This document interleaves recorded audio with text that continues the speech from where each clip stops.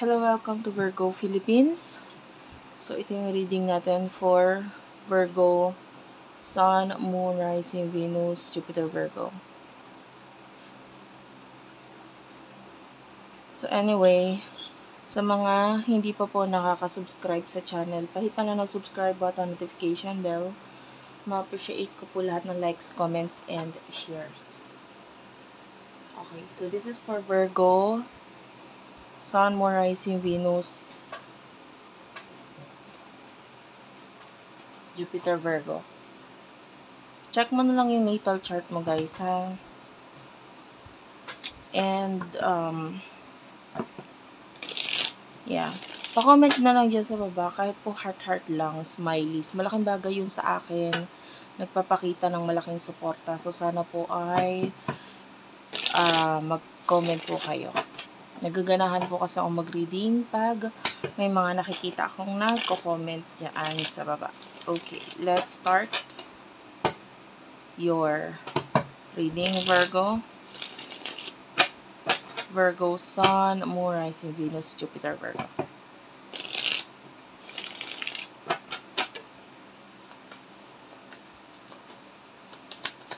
Kunin natin yung main energy mo.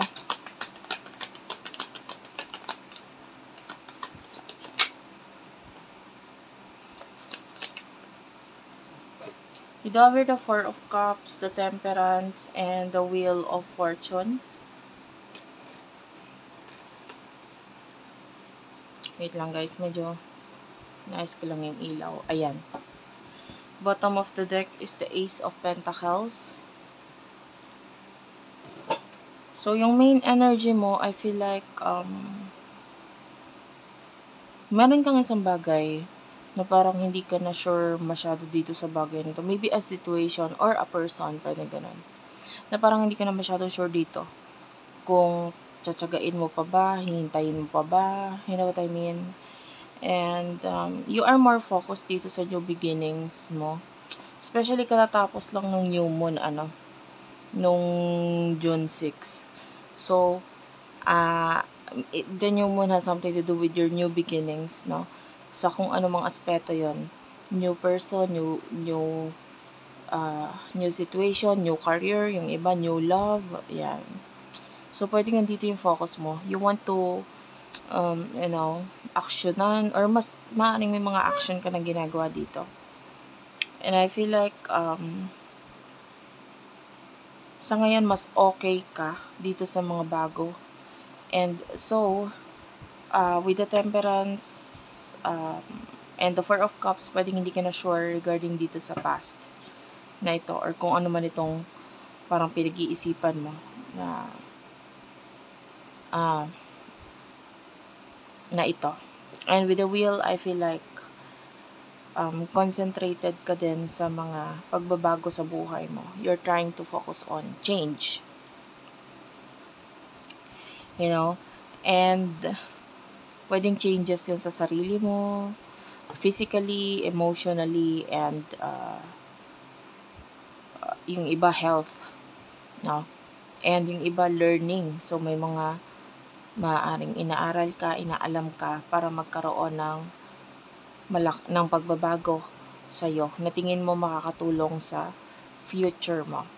Okay, so pagdating sa love, sino tong person na nakakonect mo?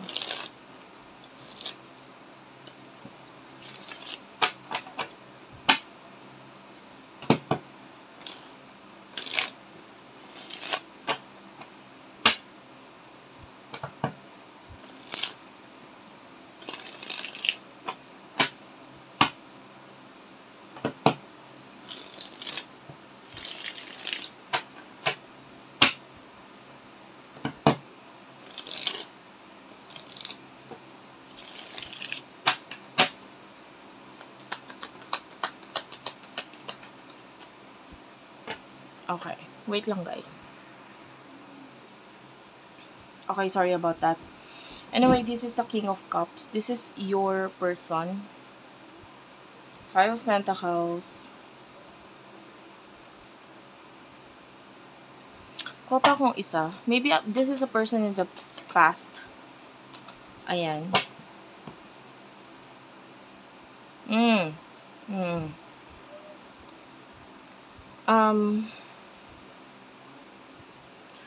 okay. This person, nakikita natin, a past person, there's a lot of emotion. Mahal ka nitong taong to. Importante ka para sa kanya. And I feel like this person, meron siya mga gustong ibigay sa'yo. Or, i-offer. Or, if you need help, itulong. No? Kasi I'm seeing the Queen of Pentacles, like looking at you and parang gusto niya ibigay itong kanyang Pentacles, no? And lalo na with the Five of Pentacles, na parang kailangan kung kailangan mo na tulong, nandito ako, here's my help, etc. Yung iba that is regarding finances or career or, you know, yung iba pwedeng na i-offer na si tulong or na ibigay na, yung iba pinag-iisipan mo pa lang kung i-accept mo. Or might be si tulong is pwedeng hindi pa na ibibigay, or si offer. I don't know if it's a help or offer, whatever, but it's a material thing na pwedeng gustong ibigay nitong person na to. And, I don't know, but some of you, pwedeng itong person na to is may iniiwasan, nilalayuan, or, you know, the tower moment is like, itinatago or might be, itinatakas. So, pwedeng kung ano man itong gusto niya sabihin, ibigay, or itulong sa'yo, pwedeng hindi alam ng iba, or someone is going to get mad pag nalaman, may magagalit, lalo na with the Emperor. This could be a person, a father figure, so maybe lalo na with the Ten of Cups, or a mother figure is also here with the Empress. So, might be family-related issues na pwedeng hindi dapat malaman ni ganito yung mga sasabihin ko or ibibigay ko sa'yo. Okay? Wait lang guys. Pag medyo nagpo-pause ako, umiinom lang ako nitong aking pinakatsaa, which is, this is dahon ng ampalaya guys. No? So, mapait siya, pero medyo nasanay na ako. Ayan.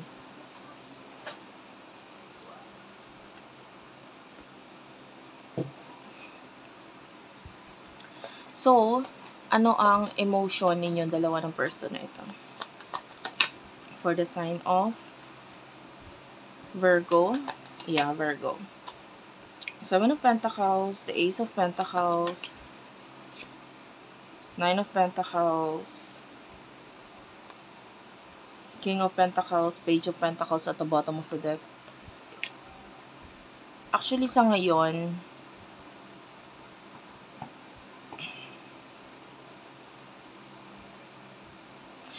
kasi mas focus ka sa mga material na bagay eh. Pagdating sa love, maybe you are single, ganun. Or, pwede rin namang hindi. Whatever your status is, nakikita natin, mas more on material ang focus mo. Single ka man, magkarelasyon man kayo ng taong to, or whatever, kung connection ninyo, basta nakikita ko ang focus mo material na bagay. What you want now or what you need now is a friend that could help you financially or matulungan ka dito regarding dito sa new beginnings mo. Or might be a person na mabigyan ka ng advice or matulungan ka ng usaping financial. The Seven of Pentacles, this is you na may mga bagay kang pinaghirapan na although may nakikita nga mga bunga dito sa bagay na to, maybe hindi siya ganun kasapat or hindi pa siya, kumbaga hindi pa hinog, hindi pa siya pwedeng kunin ngayon. Maybe nakikita mo na may mga growth, may mga nakikita kang improvements pero hindi pa siya pwedeng gamitin or maybe this is some kind of investment. Yan. For example, may mga binili ka in the past, lupa, bahay, or maybe negosyo na pwedeng nakikita mo na, nag-grow naman, kaya lang hindi pa siya pwede. Or hindi ko pa ito nakikita na ito talaga. But I can see a lot of success with you, with the Nine of Pentacles. But you know, hindi pa siya enough for you. Okay, wait lang guys. Okay, so punta tayo sa emotion ng taong ito. What do we have here for your person? Emotion niya towards you. Emotion niya patungkol sa'yo. The moon is here. Six of Pentacles, Taurus, Virgo, Capricorn, Pisces, Aries, Leo, Sagittarius. The Justice card is at the bottom of the deck. King of Swords is also here. King of Wands. Oh, yeah. The Hermit is Virgo. Pwedeng ang kakonect mo rin is a Virgo, a Libra, or an Earth sign. I can hear the word Scorpio. So, pwedeng Scorpio din. Ayan. Pisces. Fire sign, Aries, Leo, Sagittarius. Okay lang kahit hindi, guys, ha. Anyway, emotion niya para sa'yo. Some of you, it's a secret. Pwedeng admirer kind of thing, you know. Hindi niya sinasabi sa'yo kung ano yung emotion niya. Pero malalaman mong ma-emotion siya sa'yo pag nag-e-effort siya, pag willing siya tumulong. Yun nga, pag willing siya tumulong. Kasi 'di ba, ano naman pakialam niya? Kung halimbawa wala siyang emotion sa'yo, ano naman pakialam niya? If this is just a friend will just, you know, advise you if you do have a problems. Pero kapag willing na siyang magbigay or willing nang tumulong, willing na talagang mag-effort, etc. There's more than that. Okay? So, yung iba could be a boss kasi nakakita tayo ng matataas na energy dito. Ayaw niyang nalulungkot ka. The Hermit and the Five of Cups, maybe nakikita ka niya as someone na nalulungkot, namomroblema. Ayaw ka niya namomroblema. Ayaw ka niya nai-stress. Ayaw ka niya nalulungkot. Diba?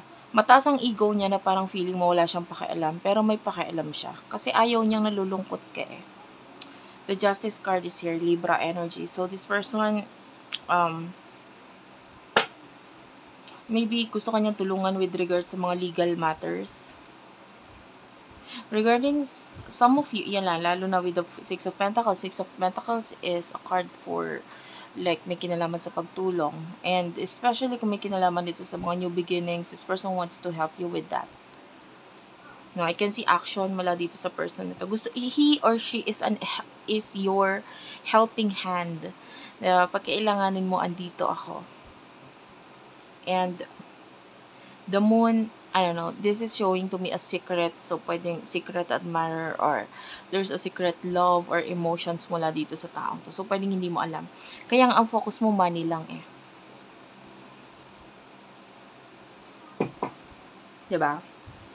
Anyway,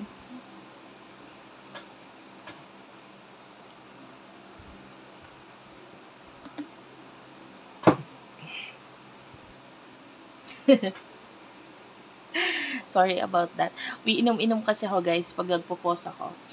Unfortunately, masyadong mapait yung timpla nitong nainom ko ngayon. So, kailangan kong mag-inom din ng tubig. So, medyo matagal yung pause. Sorry about that. Anyway, what will happen in the future for you, Virgo? What will happen in the near future for you, Virgo? For the near future for the sign of Virgo. The Devil is here. Six of Cups. Eight of Pentacles. Four of Wands. The Sun. Four of Swords.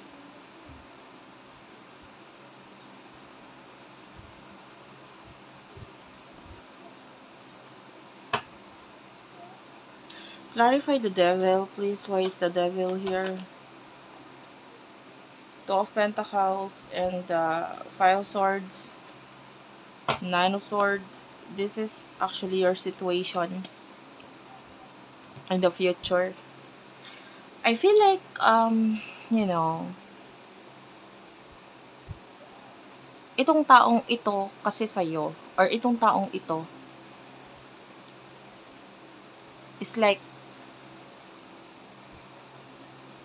pwedeng hindi kasi magkakaroon ng you know, pagdating sa love, no? Hindi siya magiging parte ng buhay mo or hindi magkakaroon ng chance regarding sa inyo kung hindi ka mamomroblema. It's just too sad na universe is, alam mo yon, si universe masyadong mapaglaro. Alam mo yon. I see that here with the Two of Pentacles. Maaring dati nasa taas ka. You know what I mean? Nandun ka sa nasa taas. Successful, marami kang achievements, you know what I mean? Si universe, ginawa niya, binago niya buhay mo. With the Wheel of Fortune, inilagay ka sa medyo binaba ka, no? Karoon ka ng problema. Five of Swords, this is you. Marami kang tragic incident sa buhay mo, nagpatong-patong ngayon. You need help, you need someone that would help you. Diba? And with the Devil, okay, sorry about that. Naputol yung video. Anyway, with the Devil, nakikita natin ito na nasa baba ka talaga ngayon. Hindi naman to the point na bagsak, ano. Some of you ganun bagsak na bagsak. Pero, maaring may mga mas ibinagsak ka pa noon. Pero ibang story yon. This time, maaring ibinaba ka ulit ni universe because kung hindi ka niya ibababa, hindi mo makakailanganin itong taong to Hindi siya makakarating sa buhay mo. This is you with the Nine of Swords. Marami kang problema. Maaaring may mga taong dapat kang i-cut off or umalis sa buhay mo, i-cut off sa buhay mo. Because, I can see a lot of ending na parang dapat kasi mangyari yung ending na yun. Kasi this person in the future, wala din naman siyang choice. Kundi tulungan ka. Kundi maging parte ng buhay mo. Kundi mag-bring. Okay, sorry about that. Actually, naputol siya kasi nag-full daw yung memory. Anyway, continue natin sa reading. So, ayun, yung person mo kasi in the future, parang hindi siya dadalhin sa'yo. Kung hindi ka mamamblema, kung hindi ka dadating sa point na talagang bagsak ka. And it's like, this person is going to be your son. This person is going to be your Four of Wands. Siya yung tutulong sa'yo para maging mas stable ka. Siya yung magbibigay ng happiness para sa'yo. And with the Four of Swords, wala rin siya magagawa. Kasi sa totoo lang, wala rin namang magiging connection sa inyo talaga kung hindi ka babagsak. Parang, maybe, nandun din siya sa sarili niyang buhay, wino-workout yung kanyang sarili, nagpo-focus sa kanyang healing, whatever, kung ano man ginagawa niya. Actually, hindi lang naman siya yung magiging tulong para sa'yo, but ikaw rin maaaring maging tulong ka sa kanya. In a way na pwedeng, kung ano man yung parang normal na buhay niya, magiging parang maaalog. Alam mo yun? Magiging parang happy and crazy. Magkakaroon siya ng some sort of adventure because of you. So, both of you, yung pareho ninyong boring na buhay, magkakaroon niya ng kulay because of each other's, presensya sa bawat isa. So, ayun yun. And, nagkataon nga lang na ikaw yung nasa medyo hindi okay na part. Well, anyway, some of you, nabaliktad yung sitwasyon. Kasi the energy here is, some of you, pwedeng siya yung dating nandun sa part na yon. Medyo bagsak, lugmok, etc. And then, you are yung nasa taas. And then, maybe you help this person. Ngayon, nabaliktad yung sitwasyon. Maybe you need this person's help. So, anyway, take only what resonates. That's it for now. I love you all. And bye-bye.